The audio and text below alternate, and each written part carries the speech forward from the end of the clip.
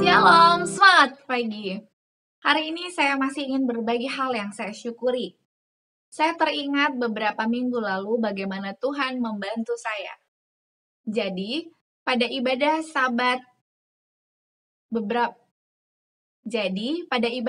beberapa minggu yang lalu, saya bertanggung jawab untuk mengatur lagu-lagu pada hari itu. Jadi, saya harus mencari lagu buka dan lagu tutup, serta lagu pujian. Tapi kalau yang lagu pujian saya sudah selesai. Saya sementara bergumul untuk memimpin lagu buka dan lagu tutup pada ibadah khotbah. Nah, karena kami saat itu masih menggunakan fasilitas Zoom untuk beribadah, jadi saya harus merekam lagu buka dan lagu tutup. Nah, masalahnya saya tidak bisa memainkan piano. Tuhan membantu saya dengan, gimana Les kalau kamu cari aja musik pianonya dari Google. Jadi saya googling, saya temukan. Lalu saya mulai merekam suara saya mengikuti musik dari piano ini. Setelah selesai saya rekam, saya dengar. Suara saya itu tidak terlalu bagus, jadi saya pikir harus ada suara lain untuk menutupi kekurangan suara saya. Saya sempat bingung mau cari kemana suara yang untuk membantu saya ini. Puji Tuhan, Tuhan mengingatkan saya bahwa ada papi dan mami yang dapat membantu saya. Jadi saya cepat-cepat telepon orang tua saya. Nih, tolong dong bantuin. Mami papi tolong rekamin suara ya untuk lagu ini dan lagu ini. Puji Tuhan, orang tua saya cukup cepat untuk merespon kebutuhan saya. Jadi mereka dengan cepat mereka merekam lagunya karena saya sudah sempat mengirimkan suara satu saya. Lalu papi saya mengirimkan suara 3 dan suara 4, mami saya suara 2. Setelah mereka kirim, saya pun mengeditnya. Dan puji Tuhan suara saya yang kurang itu boleh tertutupi. Saya bersyukur Tuhan memberikan kepada saya orang tua yang merespon saya dengan cepat. Walaupun mereka saat ini terpisah jauh dengan saya percaya Tuhan sementara terus memberkati dan melindungi orang tua saya, karena setiap kali kami bertegur sapa lewat telepon maupun lewat video call, saya terus melihat bagaimana Tuhan tetap menjaga orang tua saya. Ini hal yang saya syukuri. Bagaimana dengan Anda? Tentunya minimal ada satu hal yang kita syukuri dari berkat-berkat Tuhan yang melimpah. Baiklah, judul bacaan renungan kita hari ini tanggal 14 Februari ialah kita harus mengasihi Tuhan dengan segenap hati kita. Dengan ayat inti yang tertulis di dalam Matius 22 ayat 37. Jawab Yesus kepadanya, kasihilah Tuhan Allahmu dengan segenap hatimu dan dengan segenap jiwamu dan dengan segenap akal budimu. Penjelasannya, barang siapa yang mempunyai kasih Allah dipancarkan dalam hatinya akan memantulkan kesucian dan kasih yang ada dalam Yahweh dan yang dinyatakan oleh Kristus dalam dunia kita ini. Orang yang mempunyai kasih Allah di dalam hatinya tidak punya perseteruan terhadap hukum Allah, melainkan menyerahkan penurutan sukarela kepada segala perintahnya. Dan inilah yang membentuk kekristenan. Barang siapa yang mempunyai kasih yang terutama kepada Allah, akan menyatakan kasih kepada sesamanya manusia yang merupakan milik Allah, baik oleh penciptaan maupun oleh penebusan. Kasih itulah kegenapan hukum Taurat, dan adalah kewajiban setiap anak Allah melakukan penurutan kepada segala perintahnya.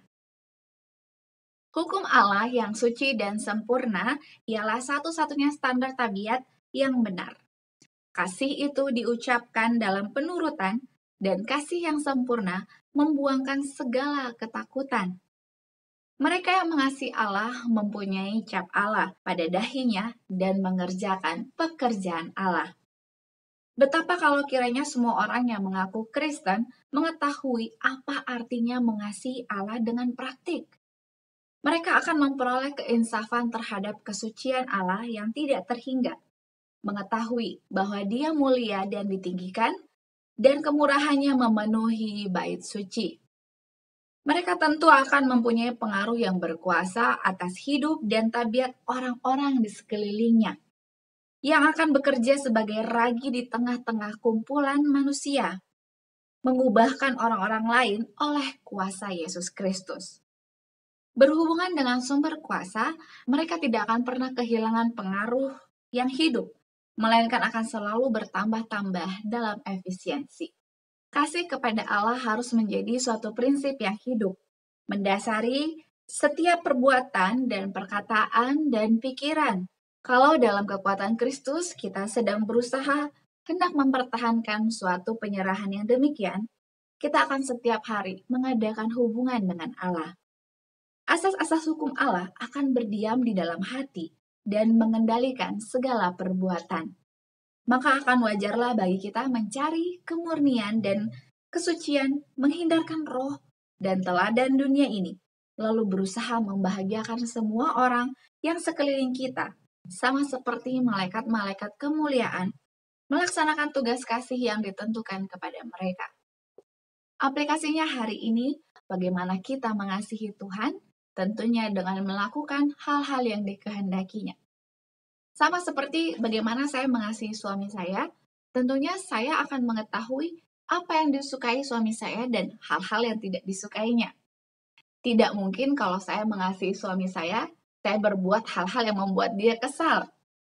Nah, hari ini saya mau mengajak Anda.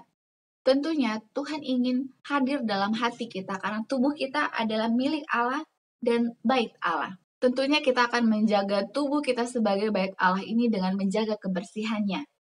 Tapi penekanan saya hari ini adalah mari kita menjaga kebersihan di lingkungan kita, di sekeliling kita dimanapun kita berada.